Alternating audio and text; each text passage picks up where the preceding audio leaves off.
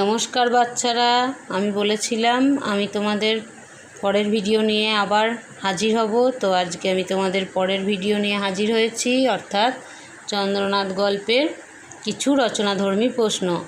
আমি তোমাদের বলে দিচ্ছি কিছু প্রশ্ন, আশা করছি এগুলো থেকে তোমরা পরীক্ষায় অবশ্যই কমন পাবে। তো দেখো, 1 নম্বর প্রশ্ন হচ্ছে চন্দ্রনাথ গল্পের নামকরণের তাৎপর্য, ঠিক আছে, বা নামকরণের সার্থকতা, ঠিক আছে। আচ্ছা, 2 নম্বর হচ্ছে চন্দ্রনাথ গল্পে চন্দ্রনাথের চরিত্রের বৈশিষ্ট্য, অর্থাৎ চারিত্রিক বৈশিষ্ট্য, ঠিক আছে, আলোচনা করো। আচ্ছা, 3 নম্বর হচ্ছে চন্দ্রনাথের অনুমান অক্ষরে মিলিয়া গিয়াছে। চন্দ্রনাথের কোন অনুমান অক্ষরে অক্ষরে মিলে গিয়েছিল? কোন বিষয়ে চন্দ্রনাথের অনুমান মেলেনি? এতে কথকের কি প্রতিক্রিয়া হয়েছিল? ঠিক আছে। আচ্ছা, এরপরের প্রশ্ন দেখো, মনে মনে সংকল্পটা দৃঢ় করিতেছিলাম। কোন সংকল্পের কথা বক্তা বলেছিল বা বক্তা বলেছেন? তার এরূপ সংকল্প গ্রহণের কারণ কি? শেষ পর্যন্ত তিনি কি করেছিলেন? আচ্ছা, পরের প্রশ্ন দেখো, এমন বুকে দাগ কাটা দৃষ্টি আমার জীবনে আমি খুব কম দেখিয়াছি। কার সম্পর্কে এই মন্তব্য করা হয়েছে? কি দেখে বক্তা এই মন্তব্য করেছে তা নিজের ভাষায় লেখো, ঠিক আছে। পরের প্রশ্ন দেখো, সেকেন্ড প্রাইজ নেওয়া আমি বিনীত মাই ডিগনিটি বলে মনে করি। বক্তার এমন খেদোক্তির কারণ কি? শেষ পর্যন্ত সে নিজের ডিগনিটি কিভাবে বজায় রেখেছিল তা গল্প অবলম্বনে লেখো। আচ্ছা, তারপরের প্রশ্ন দেখো, অন্ধকারের মধ্যে সুস্পষ্ট রূপ পরিগ্রহ করিয়া সম্মুখে দাঁড়াইল কিশোর চন্দ্রনাথ। চন্দ্রনাথের যে রূপের বর্ণনা কথক দিয়েছেন তা নিজের ভাষায় লেখো। চন্দ্রনাথের স্বভাবের সঙ্গে আলোচ্য বক্তব্যটি কতটা সামঞ্জস্যপূর্ণ তা লেখো।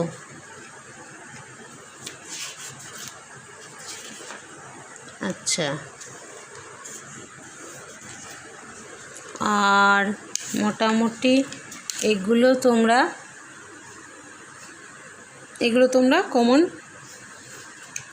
পেয়ে যেতে পারো, মানে খুবই সম্ভাবনা আছে এগুলো থেকে অবশ্যই কমন পাওয়া। তো আর একটা প্রশ্ন বলছি, দেখো, এও হয়তো সেই বিচিত্র সমাবেশ। কোন সমাবেশের কথা বলা হয়েছে? এই সমাবেশে উপস্থিত ব্যক্তিদের মধ্যে কোন চরিত্রটি তোমার কেন ভালো লাগে তা বিবৃত করো। অথবা নরু, হিরু ও চন্দ্রনাথের মধ্যে তোমার কাকে ভালো লাগে এবং কেন তা নিজের ভাষায় লেখো। মোটামুটিভাবে এটা একটু পড়ে নিও, ঠিক আছে। আসতে পারে, যদি ধরো অন্য ধরনের প্রশ্ন করতে পায়, মানে অন্য রকমের প্রশ্ন করতে চায়, তাহলে কিন্তু এটা দিয়ে দিতে পারে। সেক্ষেত্রে আমি তোমাদের বলছি এটা একবার একটু করে নিও, তবে আগেরগুলো বেশি ইম্পর্টেন্ট, ঠিক আছে। আচ্ছা, মোটামুটি যেগুলো দিলাম এগুলোর মধ্যেই পেয়ে যাবে।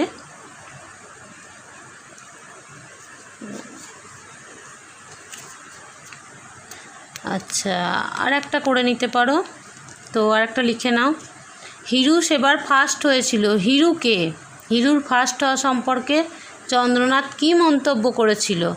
সংক্ষেপে হিরুর বৈশিষ্ট্য লেখো, অর্থাৎ হিরুর চরিত্র লেখো, ঠিক আছে। দুটোর মধ্যে একটা করে নিতে পারো। আচ্ছা, আর একটা করতে পারো, লিখে নাও। আর একটা প্রশ্ন, হিরুর কথা মনে করিয়া আকাশের দিকে চাহিলে মনে পড়ে শুকতারা। হিরুকে মনে করলে বক্তার শুকতারার কথা মনে পড়ে কেন? প্রসঙ্গক্রমে হিরুর চরিত্রের বৈশিষ্ট্য আলোচনা করো। আমি দেখো আগের প্রশ্নতেও দিয়েছি হিরুর চরিত্র, অর্থাৎ হিরুর চরিত্রটা তোমরা কিন্তু করে নিও, ঠিক আছে? দুটোর মধ্যেই দিয়ে দিলাম। অথবা হিরুর কথা মনে করিয়া আকাশের দিকে চাহিলে মনে পড়ে শুকতারা, এর সঙ্গে আর একটা প্রশ্ন দিয়ে দিচ্ছি কি না, মেনলি এটা থেকে আমি তোমাদের যেটা করতে বলবো সেটা হচ্ছে হিরুর চরিত্র। হিরুর চরিত্রটা তোমরা একবার পড়ে নিও, ঠিক আছে? কারণ এটা বারবার অনেকবার এসেছে, তো এটা একবার করে নেওয়াই ঠিক। বেশ, তাহলে আপাতত এই কটাই করো, ঠিক আছে? আর একটা প্রশ্ন করে নাও, দিয়েই দিচ্ছি। এইটি আমার কাছে তার স্মৃতিচিহ্ন। বক্তাকে কোন স্মৃতিচিহ্নের কথা তিনি উল্লেখ করেছেন? উক্তিটির তাৎপর্য লেখো, ঠিক আছে? ব্যাস, এই কটাই প্রশ্ন তোমরা পড়ে নিও রচনাধর্মী। আশা করছি অবশ্যই কমন পেয়ে যাবে, ঠিক আছে? তো আমি পরের ভিডিওয় তোমাদের ব্যাখ্যাধর্মী প্রশ্ন আর অতি সংক্ষিপ্ত প্রশ্ন অবশ্যই বলে দেবো। এছাড়া যদি আর কিছু তোমাদের জানার থাকে আমার কাছ থেকে অবশ্যই আমাকে কমেন্ট করে জানাবে, আমি অবশ্যই তোমাদেরকে ভিডিওতে শেয়ার করে দেবো, ঠিক আছে? জানিয়ে দেবো। তো আজকে আসি, টাটা, বাই বাই, ভালো থেকো।